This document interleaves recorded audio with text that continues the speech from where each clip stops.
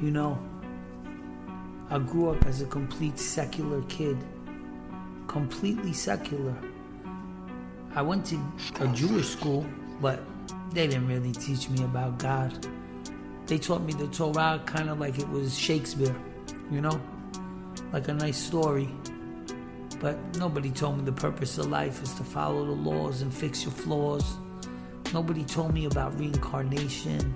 Nobody told me about punishments and how real they really are, that they're not just, made up and exaggerated in the Bible. Nobody told me that if I break Shabbat, I could get karet, means my soul could be cut for eternity. Nobody told me that when I was growing up. So how was I going to change? I was dating goyot. I was doing whatever I wanted. Had a fresh mouth. Didn't really think there was a God. Did whatever I wanted and got away with it. Yeah, I had punishments here and there, but you know what I mean.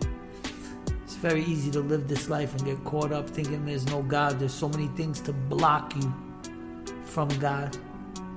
But if you in tune, you'll just know it's real. Like I always say, every creation has a creator. So somebody made this world and it's beautiful. Not to mention that, it's also a ball floating in space around the sun, and the perfect place in space where man can exist. So you combine all these factors together, and then you know there has to be a God. Then you read his book and you see that it's real. Prophecies, hidden codes, you understand? I just want to give this message to everybody, man. These are things that are very important for you. If you don't keep Shabbat, you have to keep Shabbat. Shabbat is like a marriage contract between God and Bnei Israel. You understand? Shabbat was a gift given to the Jews. That's why in the Torah it says Hashem, before he gave the Ten Commandments, he gave Shabbat. I have a gift in my treasure chest. That's what he told Moshe Rabbeinu. You understand? To Hashem, Shabbat is the foundation of all blessing. Shabbat. I'll tell you something about Shabbat that's beautiful. If I gave somebody 7 diamonds for free, and I said, here, it's a gift, and I want you to enjoy it, because I see you're struggling, you can't make money. And then 2 months later, I was struggling, and I came back to this guy and I said, can you just do me a favor and just give me 1 diamond back so I can marry my kid, or I can pay my mortgage? And the guy goes to me, what are you, an Indian giver? Who does that? You gave me 7 diamonds, well, just leave me alone. I think we would all agree that's a very ungrateful person. And if you're not keeping Shabbat, the Satan could claim that's you. Why? Because God gave you 7 days of the week, and he's only asking you for 1 day back. Come on, bro. You can't give Hashem 1 day?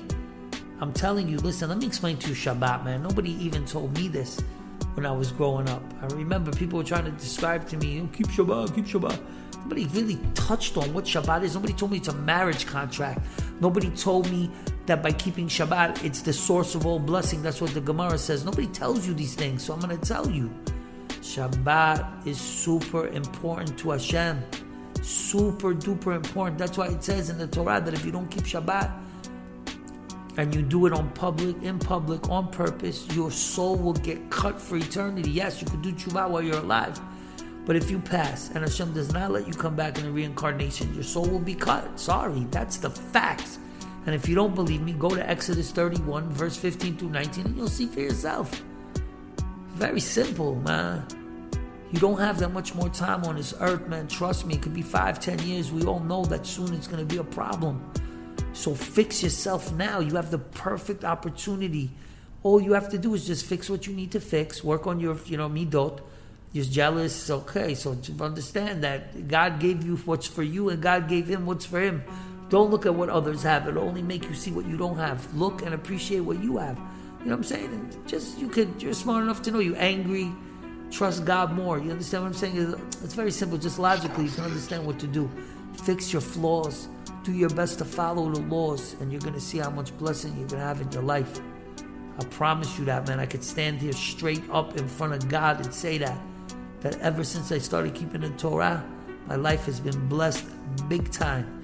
A lot of peace, a lot of relaxation, a lot of making money in ways that are easy, to be honest with you. And yeah, maybe I'm not rich, but I pay the bills, you know what I mean? And the bottom line is like this, man. Start getting close to God now, man. Like I said in one of my videos, there's no better time than now to get close to God. And I just want to tell you, Hashem, that I'm so sorry, man, that there's some of your children that go against you, you know, and sin, like doing bar mitzvahs. I'm embarrassed to even mention it because some non-Jews will listen to this and laugh. What's a bar mitzvah? They do a bar mitzvah to their dog. That's the Reformed Jews, you understand? They bring such a disgrace to our religion. Just follow what's in the Torah, man. And know a little bit about dogs. Dog is the most impure animal in the Torah. You know how you know? Because there's a verse in the Torah that says that if you, God forbid, sell your body and you want to bring that money and bring it to the Beit HaMikdash and buy a goat and do a sacrifice, you cannot use that money to do a sacrifice. It's dirty money. And it's the same thing, Machir Kelev, that when you sell a dog, you're not allowed to take that money and use it in the Beit HaMikdash. So I'm just telling you what the Torah says, because the dog is very spiritually impure. Yes, dogs can be amazing, man. Let's be honest, man. I've seen some, what are they called? Service dogs that are better than human beings. You know what I'm saying? It's ridiculous. You can just look at them. So calm, so peaceful. They're on a mission to just help and serve. It's amazing. That's a reincarnation of a very high soul that did a very bad sin. That's exactly what that is, man. I'm not God, but logic will dictate that. Think about it, because coming back as a dog is not a prize. You know what I'm saying? But to have the merit to come back as something like that, where you can get mitzvot while you're being punished in reincarnation, that's the mercy of God. Gotta know it. I love you, Hashem, so much. I know you know, but I just want the world to know that when I sit down and I make these audio clips, I do it with such love in my heart for you, knowing that every time my heart beats right now, I thank you. Knowing how my kidneys work in unison so I can go to the restroom when I need to go. How I always say, blessed are you, Lord our God, King of the universe, who formed man in wisdom and created within him numerous orifices and cavities. And it's known through the throne of your glory that one of them would be opened or one of them would be blocked. It'd be impossible to exist for a short while. Blessed you, Lord, who is of flesh and perform wonders. Thanks. You know I say that when I go to the bathroom, HaKadosh Baruch Hu. You know how much I appreciate you. I just want the world to know, so that they can get inspired to appreciate you the same way. You look at me in some of my videos, you look back at some of my older videos, 5-6 videos ago, whatever, you see pictures of me. Very secular looking. You understand? I don't have the whole costume. But you just need to listen to me talk 5 minutes. You'll know everything you need to know about me, man. Glued to God. Real talk. Real, man. Real. If you really knew me and you sat down with me, man, you will feel my energy when it comes to God. And I just want all the Jews out there, the secular Jews, man, you know who you are, man. I love you guys, man. You're good people, man. Be more appreciative to God. Understand everything comes from God. The money you make, I know it looks like kotzim v'otzim yadi, like you got up and you made it, but who gave you that breath and the oxygen to get up to make that money? God. So come on, man. Start giving appreciation to God, man, and watch all the blessings in your life will open up. And even when you get punishments, because we all do sins, let's not be fake, you know what I'm saying? I do sins, you do sins, the rabbis do sins, we all do sins. That's why we're people, you understand? But you have to work on it. How much effort do you put in to fix that sin? How much effort do you put in to show Hashem that it kills you when you do that sin, where you know it's wrong and you still do it? Sometimes I curse. I'm going to tell you, man, if you know me, kids will tell you, bro, I'll never curse around kids.